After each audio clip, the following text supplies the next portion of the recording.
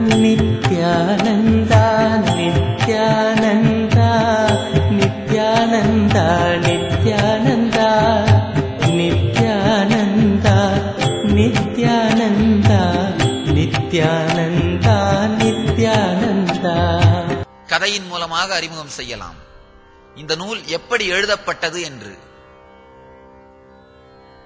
பதஞ்சலி என்கின்ற மிகப்பெரிய ஞானி, மிகப்பெரிய ரிஷி, சிதம்பரத்திலே வாழ்ந்தவர். அவருடைய ஞான அனுபவத்தை மற்றவர்களும் அடைய வேண்டும் என்பதற்காக வகுத்து தந்த சூத்திரங்கள், வகுத்து தந்த தெளிவான கருத்துக்கள், இவைதான் பதஞ்சலி யோக சூத்திரம் என்கின்ற நூலாக எழுந்தது. இதை எப்படி எழுதினார் அப்படின்றத பத்தி ஒரு அழகான ஒரு கதை. இந்த கதை உண்மையா பொய்யா அப்படின்றத பத்தி நம்ம கவலைப்பட வேண்டாம். ஆனா இந்த கதையில் இருக்கின்ற ஒரு தத்துவம், சாரம் உண்மையானது. பதஞ்சலி ஆதிசேஷனுடைய அவதாரமாக கருதப்படுகின்றார். ஆதிசேஷன் என்கின்ற 1000 தலையுடைய பாம்பின் அவதாரமாக பதஞ்சலி கருதப்படுகின்றார். இந்த கதை அற்புதமான கதை. இது உண்மையா பொய்யா என்பதை பற்றி கவலைப்படாதீர்கள். ஆனா இந்த கதையில் இருக்கின்ற ஒரு சாரம் அற்புதமான கருத்து. 1000 தலையுடைய இந்த பதஞ்சலி அவருடைய ஞான அனுபவத்தை விளக்க வேண்டும் என்று முடிவு செய்கின்றார். அவர் சொல்றார், அவருடைய சீடர்கள் எல்லோரையும் கூட்டி, அப்பா, நான் இந்த ஒரு நாக்கினால என்னுடைய ஞானத்தை பற்றி சொல்ல முடியாது. என்னுடைய உண்மையான வடிவமாகிய 1000 நாக்குடைய ஆதிசேஷ வடிவத்தை எடுத்துக்கொண்டு இந்த ஞானத்தை பற்றி சொல்கின்றேன், இந்த ஆன்மீக அனுபவத்தை பற்றி சொல்லுகின்றேன். ஆனா அந்த மாதிரி சொல்லும் பொழுது 1000 நாக்கோடு நாம் பேசுறதுனால என்னுடைய வாயிலிருந்து வர்ற விஷம் பாம்பாக இருக்கு. அவர் ஆதிசேஷன் ஆகிய பாம்பு அப்படிங்கிறதால அந்த விஷம், வெப்பம் உங்களை எல்லாம் அழித்து விடும். அது அழிக்காம இருக்கிறதுக்காக உங்களுக்கும் எனக்கும் நடுவில் ஒரு பெரிய கருப்பான திரையை போட்டு விடுகின்றேன். அதனால தயவு செய்து நான் சொல்வது அத்தனையையும் எழுதி வைத்துக் கொள்ளுங்கள் அப்படின்னு சொல்றாரு. 1000 சீடர்கள் அமர்கிறார்கள். இவர் 1000 தலை கொண்ட ஆதிசேஷனாக மாறி 1000 நாக்காலும் சொல்லுவார். அதை 1000 சீடர்களும் எழுதிக் கொள்வது அப்படின்னு முடிவு செய்யப்பட்டது. ஒவ்வொரு நாக்கிலிருந்து வருகின்ற சூத்திரங்களையும் ஒவ்வொரு சீடர் எழுதுவது அப்படின்ற ஒரு முடிவு செய்யப்பட்டது. இந்த முடிவுக்கு பிறகு வகுப்பு நடக்க வேண்டிய நேரம் வந்தது. பதஞ்சலிக்கு ஒரு சின்ன சந்தேகம். பொதுவாவே மாணவர்கள் நம்முடைய கண் முன்னாடி இருந்தாலே தூங்கிடுவாங்க, இல்ல வகுப்புல இருந்து எந்திரிச்சு போயிடுவாங்க. நாம வேற கருப்பு திரையை போட்டுட்டு இந்த பக்கமா இருந்து அந்த பக்கமா மாணவர்களை இருக்க சொல்லி இந்த பக்கமா இருந்து கிளாஸ் எடுக்கிறோமே, இந்த பக்கமா இருந்து பேசுறமே. யாராவது எந்திரிச்சு போயிட்டா என்ன பண்றது? யாராவது வகுப்புல இருந்து எந்திரிச்சு போயிட்டா என்ன பண்றது? உடனே ஒரு உத்தரவு போடுறாரு, யாரும் எந்த காரணம் கொண்டும் வகுப்பிலிருந்து எழுந்து போகக்கூடாது, எழுந்து போனால் அவர்களை சபித்து விடுவேன் அப்படின்னு சொல்றார். இன்னொரு விஷயமும் சொல்றாரு, யாரும் எந்த காரணம் கொண்டு இந்த கருப்பு திரையை விலக்கக்கூடாது. இந்த திரையை விலக்கினீங்கன்னா நீங்க அத்தனை பேரும் இந்த நெருப்பினால் அழிந்து விடுவீர்கள்னு சொல்றார். திரையையும் விலக்கக்கூடாது, எழுந்தும் போகக்கூடாது.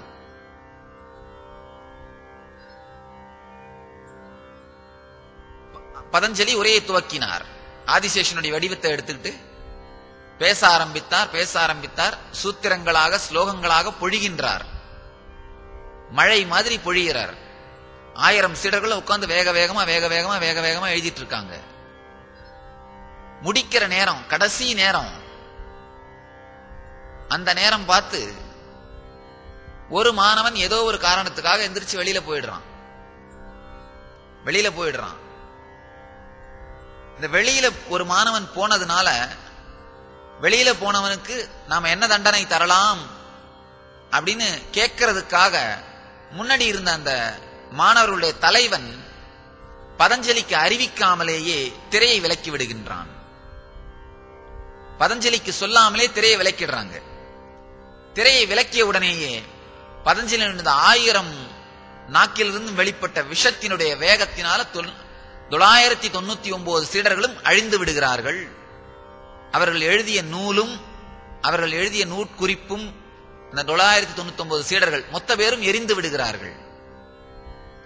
பதஞ்சலி நடந்ததை பார்த்து அளவிலாத துக்கம் கொண்டு, ஐயோ சொன்ன அத்தனையும் வீணாய் போயிற்றே அப்படின்னு ரொம்ப நொந்து போய் தன்னுடைய பழைய உருவத்துக்கு, மனித உருவத்திற்கு வந்து இதற்கு மேல என்ன செய்வது அப்படின்னு நினைச்சுட்டே துக்கத்தோட உட்கார்ந்திருக்கார். உட்கார்ந்து இருக்கும் பொழுது தூரமா ஒரே ஒரு மாணவன் நடந்து வருவதை பார்க்கிறார். அவனை கூப்பிட்டு கேட்கிறார், எங்கப்பா போயிருந்தேன்? நான் வெளியில போயிருந்தேன்.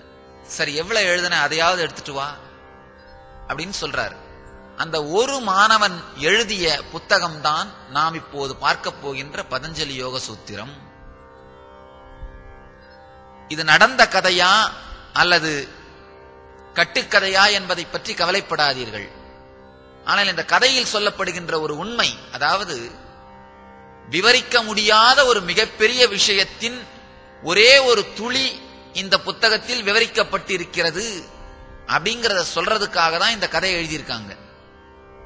இந்த கதை உண்மையோ இல்லையோ, இந்த கருத்து சத்தியம்.